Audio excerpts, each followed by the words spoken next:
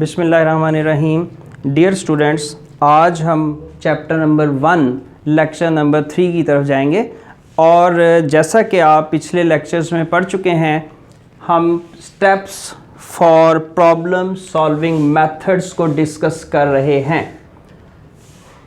आज का लेसन शुरू करने से पहले मैं आपको पिछला जो लेक्चर है, लेक्चर नंबर 2 है, उसका थोड़ा सा ओवरव्यू दूंगा। अगर आप देखें तो इन स्टेप्स में हमारा सबसे पहला जो स्टेप है that is problem identification. Problem identification क्या है? अगर आप राइट साइड पर आएँ तो इसमें हम कुछ चीज़ों को डिस्कस करते हैं। Number 1, observed problem carefully. इसमें हम प्रॉब्लम को केयरफुली ऑब्जर्व करेंगे और ऑब्जर्व करने के साथ साथ जो हमें इंफॉर्मेशन मिलेगी, जो हमें डाटा हासिल होगा, उसमें हम मेजर एरियाज ऑफ कंसर्न को आइडेंटिफाई कर लेंगे। After this identification irrelevant information जो है उसको हम फिल्टर आउट करेंगे। और इस आइडेंटिफिकेशन के बाद जब हम इररेलेवेंट इंफॉर्मेशन को फिल्टर आउट कर देंगे तो हमारे पास जो एक्चुअल प्रॉब्लम है उस पर कंसंट्रेट करने का ज़्यादा टाइम मिल जाएगा। So I repeat it, problem identification में हम प्रॉब्लम को केयरफुली ऑब्जर्व करेंगे और उसके हम जो हमारे सॉल्यूशन से रेलेवेंट एरियाज़ हैं उनको हम कंसीडर करते हुए इररेलेवेंट इंफॉर्मेशन को इग्नोर करेंगे, फिल्टर आउट करेंगे और एक्चुअल प्रॉब्लम पे ज़्यादा कंसंट्रेट करेंगे। इसके बाद जब हमने प्रॉब्लम को आइडेंटिफाई कर लिया तो फिर हम दूसरे स्टेप्स की तरफ जाते हैं जो कि आपने लास्ट लेसन में डिटेल के साथ देखे थे। आज उसका क्विक रिव्यू देते हैं हम। That is specify requirements.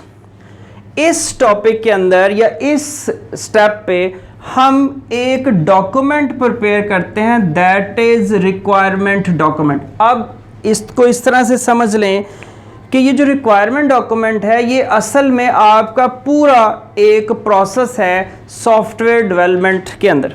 और इसमें हम क्या करेंगे, ये जो रिक्वायरमेंट डॉक्यूमेंट है ये असल में एग्रीमेंट होता है आप एज अ प्रोग्राम डेवलपर और क्लाइंट के दरमियान, जिसके अंदर आप जो सिस्टम डेवलप कर रहे हैं उसके फीचर्स को डिस्क्राइब करते हैं।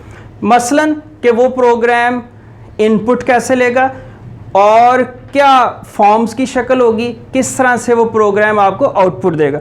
जब आप फीचर्स को डिस्कस कर लेते हैं तो साथ ही हम फिर उसमें ये भी लिस्ट देते हैं कि किन रिस्ट्रिक्शंस के अंडर हम इस प्रोग्राम को यूज़ करेंगे। जैसे कि लास्ट लेक्चर में मैंने एग्जांपल दी थी कि अगर हम एक सॉफ्टवेयर डेवलप करते हैं जो कि इनपुट लेता है थ्रू कीबोर्ड, तो फिर वो एक रिस्ट्रिक्शन के अंडर आ जाता है कि वो कभी भी बारकोड रीडर से इनपुट नहीं ले पाएगा। जब हम रिस्ट्रिक्शन डिस्कस कर लेते हैं तो फिर इसके बाद हम उस प्रोग्राम की एक एब्स्ट्रैक्ट ख्याली डिस्क्रिप्शन देते हैं जो कि डिज़ाइन और इम्प्लीमेंटेशन की बेस आपको बताता है। सो अगर आप इन दोनों पॉइंट्स को देखें तो पहले 2 पॉइंट्स के बाद जब हमने ये डिसाइड कर लिया कि हमारा प्रोग्राम फीचर क्या देगा, किन रिस्ट्रिक्शंस के अंडर आएगा और उसका एब्स्ट्रैक्शन क्या होगी, तो फिर हम तीसरे स्टेप की तरफ जाएंगे जो कि हमारा मेन स्टेप होगा, analyse the problem. Analyse the program या एनालाइज द प्रॉब्लम जो है ये एक ऐसा स्टेप है जिसमें हम अपने प्रोग्राम को डिज़ाइन डॉक्यूमेंट की तरफ लेकर जा रहे होते हैं। इस स्टेप में हम क्या करते हैं, at this stage the problem is decomposed into sub problems. अब इसको एक्सप्लेन करने से पहले मैं आपसे एक क्वेश्चन पूछना चाहता हूँ।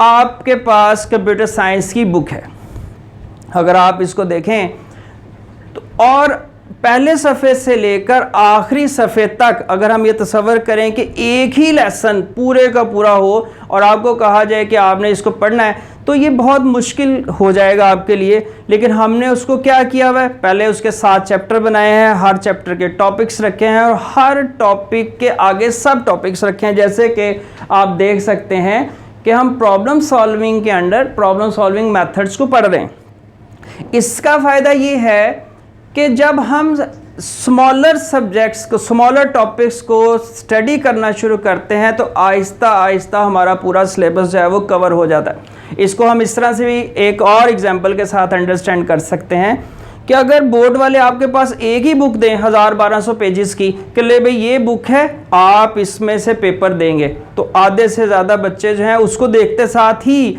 पढ़ने से इनकार करेंगे। लेकिन यहाँ पर हमने ये टेक्निक इस्तेमाल की कि उस पूरे सिलेबस को डीकम्पोज किया into sub problems, physics, chemistry, math, bio, etc. तो यहाँ पर इस स्टेप में हम क्या करते हैं, जो भी हमारे पास गिवन प्रॉब्लम है उसको हम डीकम्पोज करते हैं, उसको हम स्मॉलर पार्ट्स में डिवाइड करते हैं।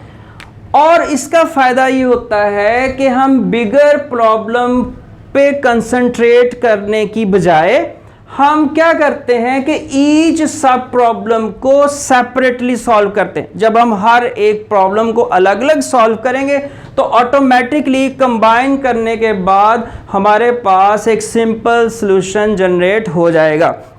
और ये सारा जो प्रोसेस है इसको हम कहते हैं top down design.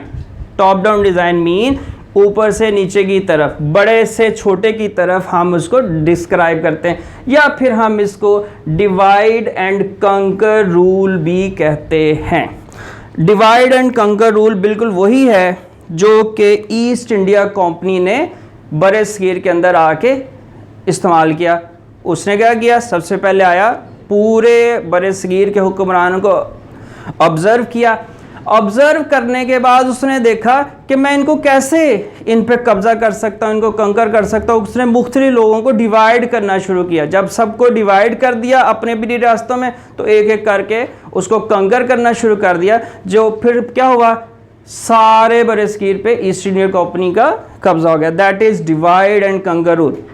I repeat, at this stage the problem is decompose, divide करना, डीकम्पोज स्मॉलर पार्ट्स में डिवाइड करना into sub problems, and rather on concentrating the bigger problem as a whole we try to solve each sub problem separately. This leads to a simple solution and this technique is known as top down design or divide and conquer rule. अब यहाँ पर ये question आता है कि हम कैसे analyse करेंगे, हमें ये कैसे पता चलेगा कि एक प्रॉब्लम को हम डिकम्पोज करेंगे, उसको हम उसके बारे में हम कैसे डिग आउट करेंगे।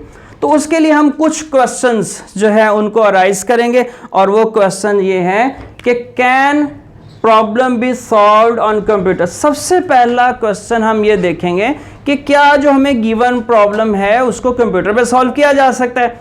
अगर वो कंप्यूटर पर सॉल्व कर नहीं हो सकती प्रॉब्लम तो it is understood we will not take that problem. और अगर वो प्रॉब्लम सॉल्व की जा सकती है तो फिर हम नेक्स्ट स्टेप की तरफ जाएंगे।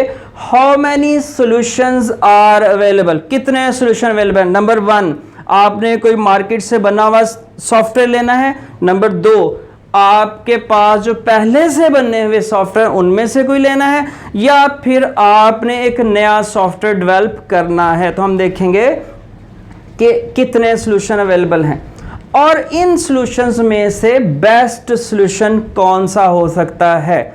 जब हमें ये पता चल गया कि वो कंप्यूटर प्रोग्राम बन सकता है, उसके सॉल्यूशन एग्जिस्टेड हैं और हम उसमें से बेस्ट सेलेक्ट कर चुके हैं, तो फिर हम देखेंगे कि उस सॉफ्टवेयर को वर्किंग करने के लिए इनपुट कौन सी होगी और आउटपुट हमें क्या क्या रिक्वायर्ड है।